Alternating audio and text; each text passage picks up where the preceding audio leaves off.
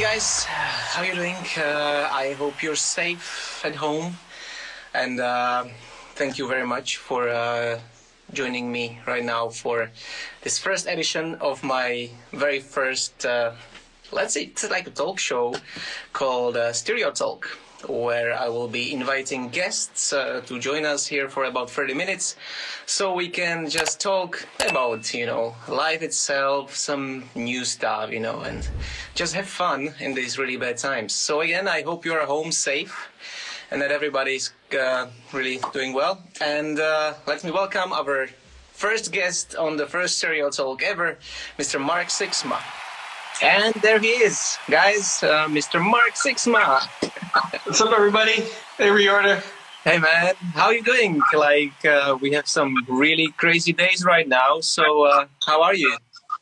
Yeah, I'm doing fine. Just spent the whole day working on mixes with video, just recording.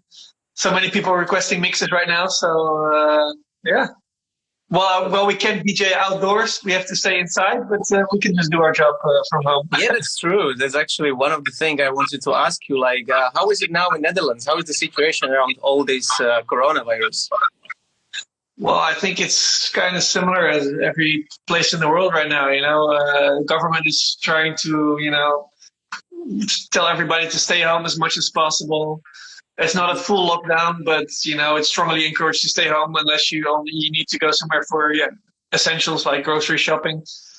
But yeah, for me, I've been at home I can't remember the last time I was home for more than 3 weeks. So yeah, it's weird. So how does it feel like when you're used to touring all the time, and then suddenly you are basically made to stay home? How is it for you as a international DJ? You travel around the world and suddenly you have to stop. It feels weird that you're not really saying, okay, next weekend is my show. I go back on the road. But at the same time, it's kind of peaceful. Of course, I miss touring. I miss my live performances. But it's also good to have time in the studio where there's no pressure to finish your next single. It's you can just make music, because you feel like it and not necessarily because you have to, So does that mean that now you're working on something special, like some new tracks right now, right? Yeah, it's creative freedom right now. I'm working on a side project which is totally unrelated to what I'm doing at Mark Sixma, which is very exciting for me. Because as a producer, I think I enjoy really getting out of my comfort zone. So I always try to do different things. And that's the most exciting thing for me about being a producer. So now more than ever, I have the time to do that. When you're more at home, does it somehow influence you in your actually the production? Do you think that you have some new ideas that are coming up from this solitude that we have here right now? I'm not sure if it the situation itself gives me inspiration. It's more the circumstances it created. You're homebound, nothing much to do except for being creative, make music, and also I'm exploring live stream right now. So yeah. That's cool. Yeah, live stream, something that we are doing right now. And so the thing is, I believe you don't only just sit home and produce and do live streams. What do you do now in your free time when you have some free time, except of music? Well, this is gonna sound weird, but I actually don't have a lot of free time right now. I'm so busy with my making mixes, making music, learning about live streaming. I'm watching tons of YouTube videos on how to set everything up on Twitch, etc. But what I do maybe 3 times a week, I try to I'm on a Google Hangouts with some of my friends from university, and we play old school games like Red Alert or the board game Risk. You can play that, we play with 4 to 6 people at the same time, and so yeah, it still feels like hanging out with your friends, kind of. Yeah, kind of. Right, yeah. But as you said, about this free time, I actually can confirm this. It's we have more time, but on the other hand, we are actually more busy than we were before, especially because of all these live mixes, streaming, music, and basically also learning how to do live stream. It took me a week. Yeah. So exactly. did you already make like your first live stream set? Yeah, so this I already last week I did just the production, like I'm me in the studio making music just live, and then people joining in. And last weekend on Saturday I did my first DJ live stream. So I was actually here in my studio, like this is the backdrop there as well with the artwork for my album. And I just it was really fun. So I was just doing my set, but at the same time I was chatting with the people on Twitch, you know, in the chat box, and it was so much fun to actually be able to talk to the people while you're playing. You know, it's not the same as being in front of an audience, but yeah, it had its, you know, it was a nice, unique little flavor. I really enjoyed it. Yeah, it's sort of similar feeling, but they are really in a distance. But you know, they can influence your sets. Like, do you like take orders when people ask you like what to play? Well, this whole set I did was just like I asked people, what do you want to hear in the set, and I only played requests. So this is I didn't play any tracks I chose. I just played all the tracks. But it was it was fun to do it was 2 hours, and it was a full producer set. So it was only some of my tracks, and I even had to go on Beatport to buy some of the tracks again because I didn't have them on my backups anymore. It was like tracks from more than 10 years ago. It was like. Yeah. Well, crazy. I actually have one question about this. Like, when was the last time you actually purchased something from Beatport? Like, I know that many DJs, we always get promos, we get tracks before they are released, you know, so we can play them. So when was the last time before this that you were forced to go? Oh, before this, well, yeah.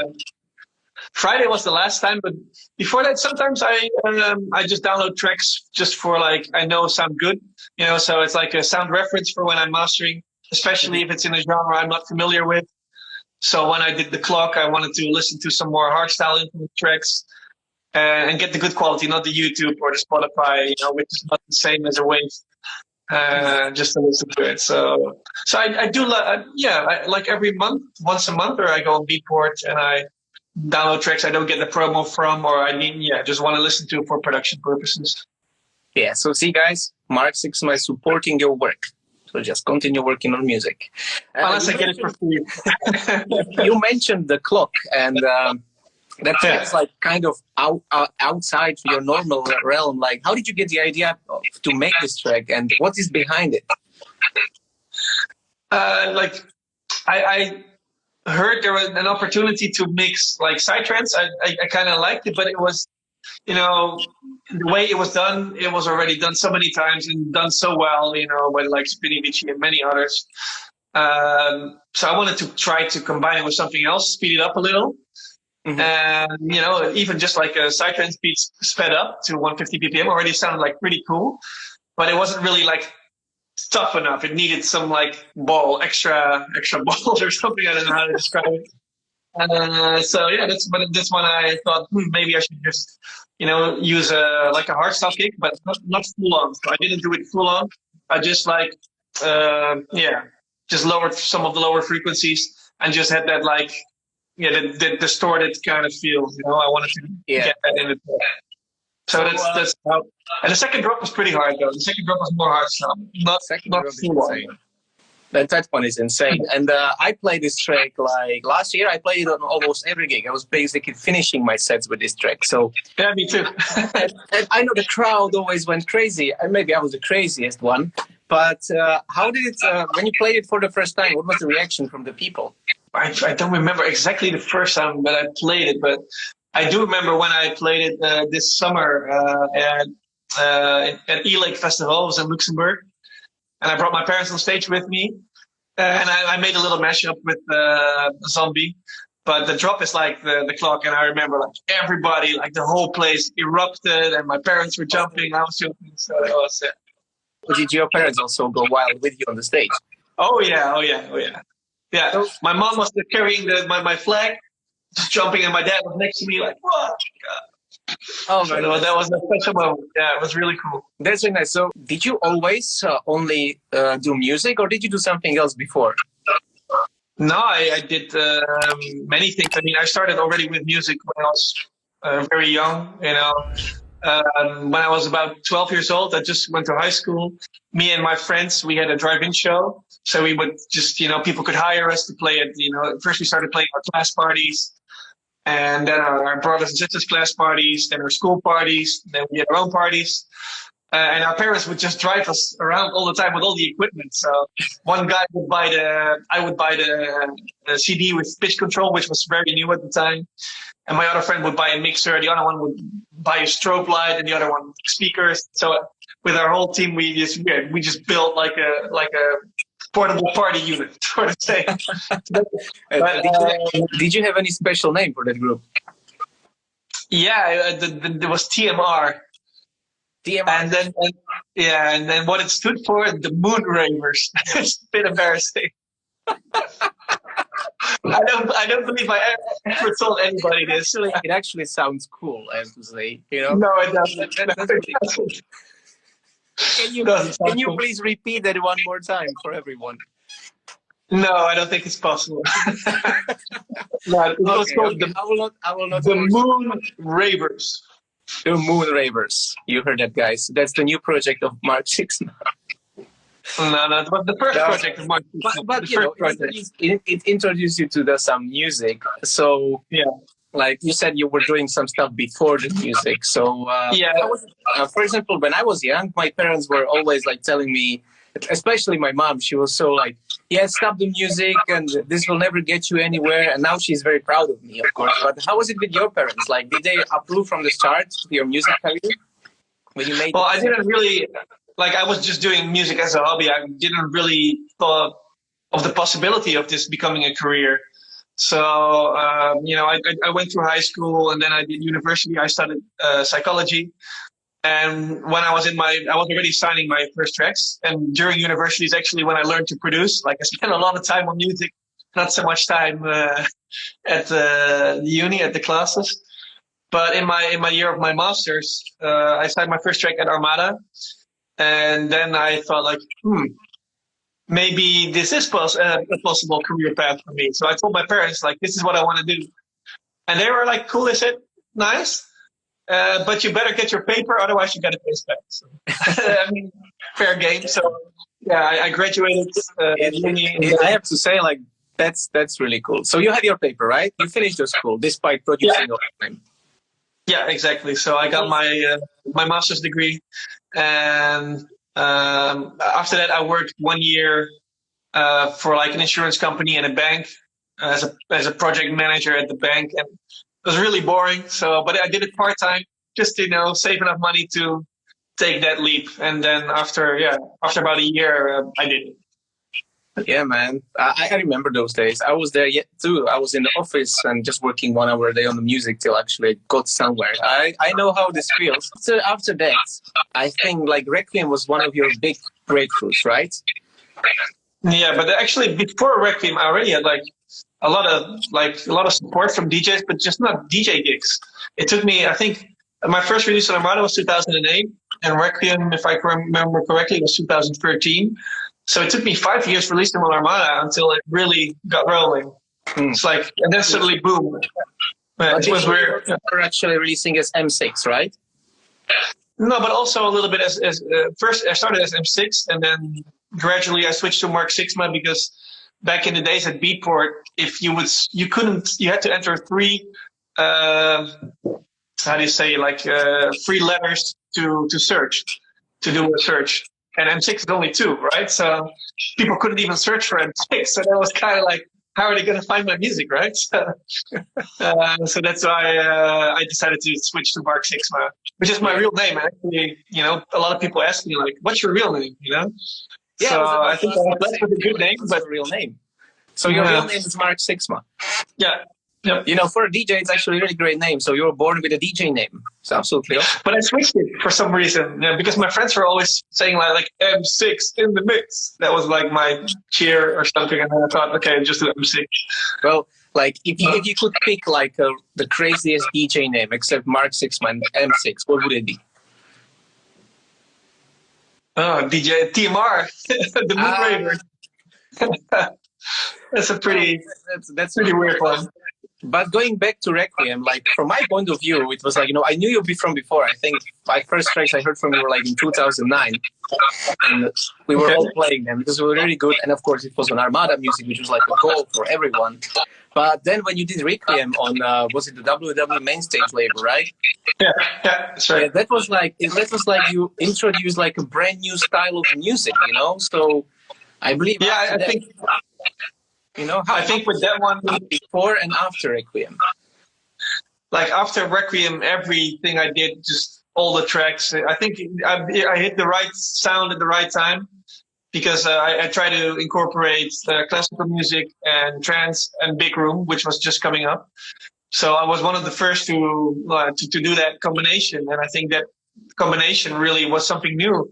So I made the right track at the right time, and then after that I did like many remixes and originals, and and suddenly everything was like charting really well, getting like heavy support, but even more support than before. And suddenly a lot of promoters wanted to book me. That was new for me as well. I mean, I did like a few shows per year, but it wasn't really enough to make any money. I made my money making ghost productions for other people. But then I thought, okay, I'm just gonna focus. If I can stop you there, this is actually a very big information that you just said, that you did ghost production from other people. So maybe somebody's not familiar with it, like what's the ghost production? So guys, can you tell us like what is ghost production? Yeah, so I mean, there's different people describe it differently, but the way I see it is me making music for somebody else. Like, for instance, a DJ who can't or doesn't have the time to make his own music. So I basically engineer the music they want. So it's like they hire me to make a track for them. Okay, so you did some of the ghost production, you did your own music, and you started touring. So you were traveling a lot, man. And I know you were traveling. Yeah. Before this, we were all traveling like crazy, but you were like on fire. So how did you cope with all the traveling? Like, imagine that one weekend you were in the US, the next weekend you were in Australia. So as a DJ, how does it feel, to travel so much? Is it? Well, in the beginning, I basically went from maybe 1 gig a month to like 8 in the period of a few months. And so it was in the beginning, it was honestly, it was very exciting and it was amazing. But I remember the first like 2 months, I was like always like sick and like I have a cold because of the airplanes, and your body's not used to this. But after like 2 or 3 months, my body got accustomed to it, and then I felt good. I rarely get sick. But it's weird to be away from home so much. I love the playing, the gigs is amazing, but being away from home was like, especially from the studio as well, because I don't like making music on the road. I'm not great at it. I like my own space, my range keyboard, big screen, speakers, not like a tiny laptop, and then So for me, that was it was the biggest challenge for me, the combining of studio and on the road. But of course, I was ecstatic that finally, I could make my own music instead of making music for others, and get to play for the people who know my tracks. I mean, that's so amazing. Well, man, like, thanks for that it happened, because the world would be missing like a huge talent that you are, man. Like, thank you, man. Heads down. I appreciate that. Done, so I will not put my head down, but All right, so now we know touring, and probably we'll start touring soon. So tell me, like, what will be the first thing that you will do after the lockdown is over? I think visit my grandma. Probably. She's 98 years old, so trying to stay away from her, just social distancing. I'm not trying not to leave my house as much, and I do really want to see her. I think that's one of the first things, and then of course visit my friends and family that I miss as well. But yeah, I think my grandma. That's very nice. She deserves a visit. Yeah, so is she proud of you for being a DJ and traveling all the time, and making the name for the family? I think so, but it's still kind of hard to grasp for her what I exactly do. She doesn't know that scene or whatever, but I think she thinks it's really cool. I showed her some videos of me playing, and she doesn't exactly understand what's going on, but she knows I make the music. and then I'm on the stage. So she thinks that's pretty cool. Yeah. Yeah. That's I'm not sure if she enjoys the music though, but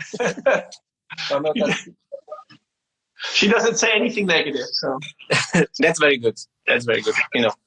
I know how I mean, she doesn't hear it. She doesn't hear it very well anymore. So I don't, not sure. Well, I think maybe we can take some questions from you guys. So, guys, if you have any questions that you would like to ask Mark, just write them down so we can have a look. What do we have here? Ask me anything. Somebody, Jenny for Paddy, is asking, if you like candles to be lit when making music. Candles to be lit. I never tried it. I can't say that I have. Sorry. What about you? Me? Yeah.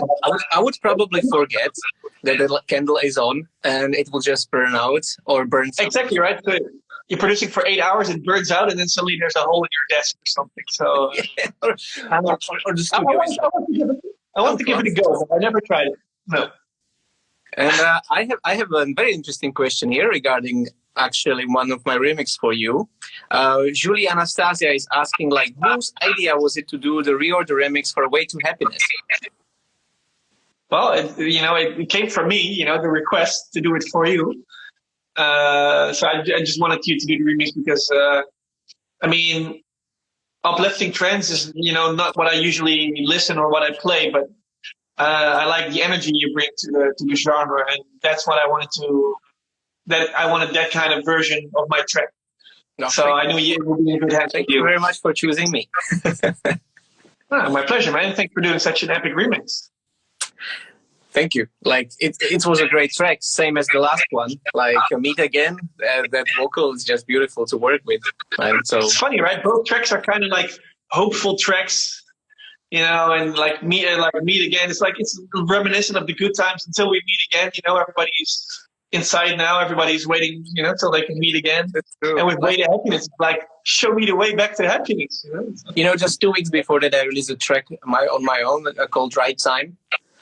And next week is coming my track Shine. So yeah, you're right. It's we suddenly chose all the right names for our tracks. Somebody was asking something along when will you produce something like Adagio for Strings? Sorry, what? When will you produce a track again, your track Adagio for Strings? You mean a remake from an? Yeah, I know it's a remake, but probably they're asking if you will make a track like that in future.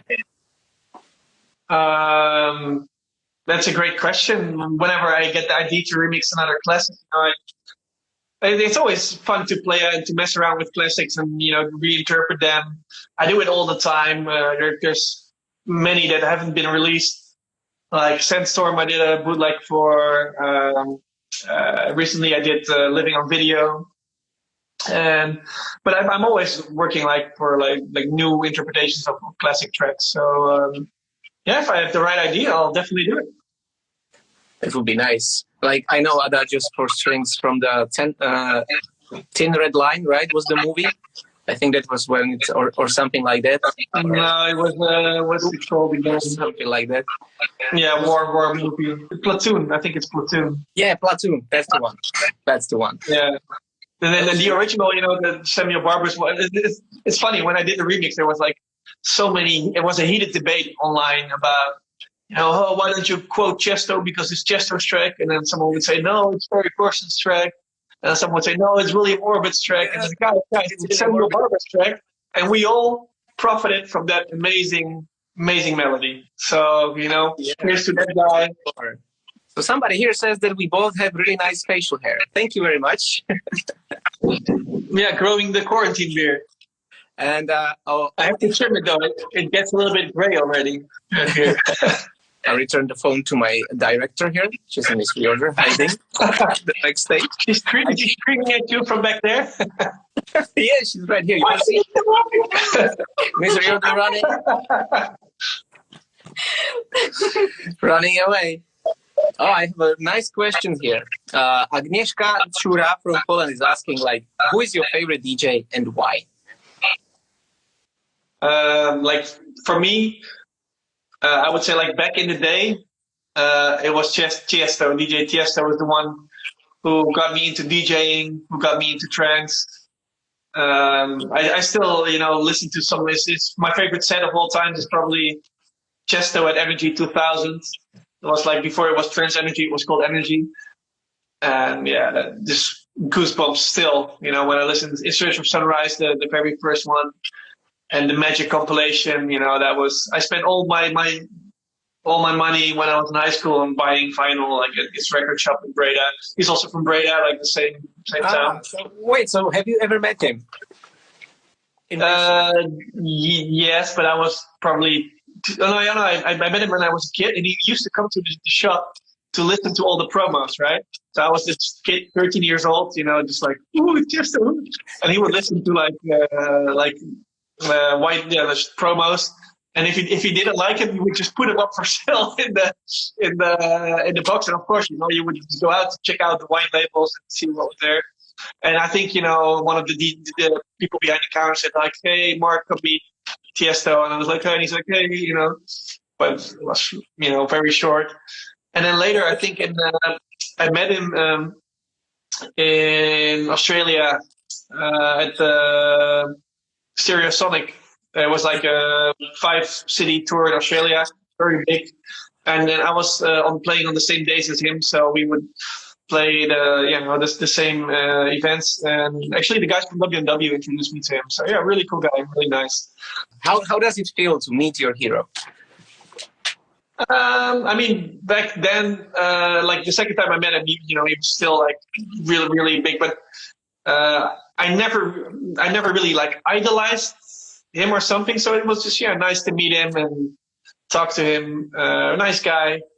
But yeah, it was not like I was like, it's not heaven or anything. No. But he did so many amazing things. It's crazy. Well, I remember I actually met him once on Tomorrowland. I saw him from like 50 meters. I was like, oh my God, that's Tiesto. And, it was like, okay, I'm too shy to even go there. Yeah. Right now, I would say like Armin is more of like someone I look up to a lot. As a person, as a businessman, as a producer, he's doing so many different things. I really think that's really cool. Really not being a prisoner to his own style, which, it's kind of hard sometimes. There's so many hate comments if you try to do something other than what you usually do. But, he just focuses on the positive. That's what I do as well, and just listens to what he wants to do. And I think that's essential as a producer. Do what you want to do. Exactly. Like, do yourself. You know how people are online. Everybody's a trance expert and everybody knows what's the best style, Yeah. So I have actually one question here. We have Odi Zafrey is asking, like, which track that you love from each other? So, Mark, is there any track of mine that you like or remix? I really like the Sky Patrol track with Standerwick. What's the... Holding Your I forgot the name. Or Shut Up? Shut Up. Yes. I played this mashup with Falling Back. How come I don't have it? Come on, you have to send it. Actually, I didn't make it. It was I think it was Ben Nicky who made it. He sent it to me. It works like a charm. S-Ben. But I can hook you up. I'll hook you up later. Please do. Well, which one I love from you is actually, it's Requiem. Thanks, man. That's my favorite track. Both the new version by M6 and also the old one. Really great tracks. I remember I was playing it all the time because it just works, So and it still works. I remember, like after playing it for so many years, I kind of got tired of playing it every time. So then after a set, I left it out, and then after my set, people were like, "No, it was a great set. But why didn't you play Requiem?" Like people were like, "What?" Okay. Yeah, some people like, I have something special here for you. I have prepared some really normal questions. Normal questions. And these are rapid questions. So I ask them, and you just try to answer as fast as you can. All right? I promise. Okay. It's nothing crazy. So we start the first. Dogs or cats? Dogs. Okay, nice. 1 point. I love both though. I never had dogs, but they're just the sweetest things on the planet.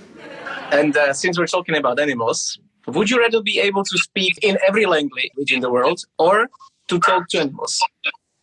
Animals. Okay. So everybody can already speak English. So now you have two. Now you have 2 points. Okay. Burgers or pizza? Pizza. Pizza, -1 point. Actually, no. I give you. You have 3 points. Okay. We continue. Since we're speaking about food, the worst thing you ever eaten, and describe the taste. Like poorly prepared Brussels sprouts. It's like they were like not even hot anymore, and they were so bitter, just disgusting. Ugh. What are Brussels sprouts? No, but it's like a vegetable. If cooked well, it's still not really. Little green kid. Yeah, it's very bitter. You know, if you don't prepare it well, it tastes horrible. Once, and it was horrible. Very bitter. Yeah. Well, okay. So, if there's a spider in your house, do you kill it or set it free? Set it free. I don't kill spiders. Okay, that's actually 5 points because I give you. I put a glass and then like something like a paper over it. I do it with every animal, even like wasps or bees, except mosquitoes. I hate mosquitoes. Yeah, mosquitoes, they have to go. They're like just like that. Okay, yeah. and this one is a bit tricky one.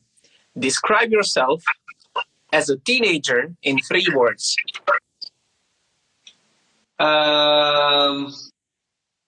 Lazy.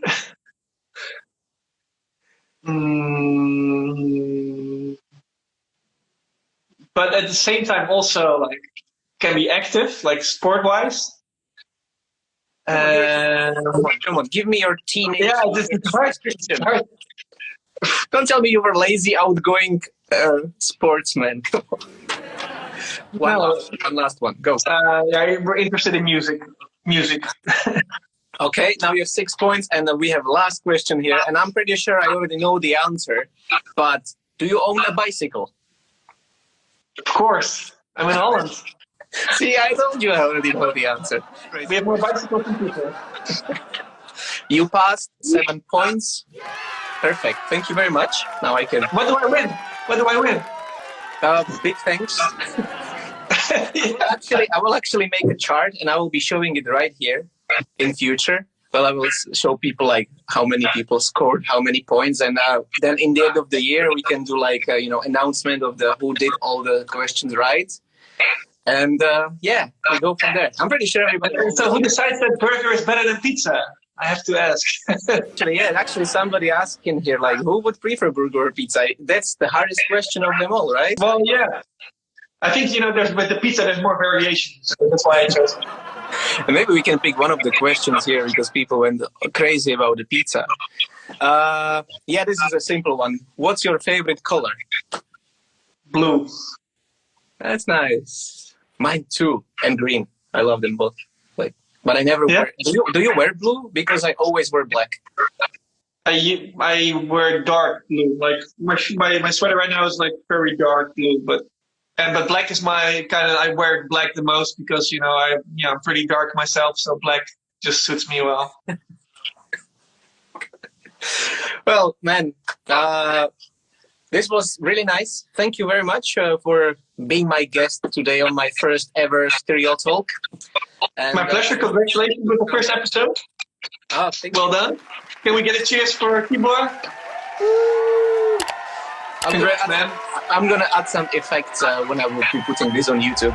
And well, big thanks. I got you, man. I'll do the effects. Like, yay! Thank you, Mark. Big thanks for being my guest. And happy holiday till this all go away. And can't wait to hear the new music that will come out from your studio. I think everybody's excited about it. And also to see you somewhere around the world for the tour. So big thanks again. That will be great, man. And see you soon, man.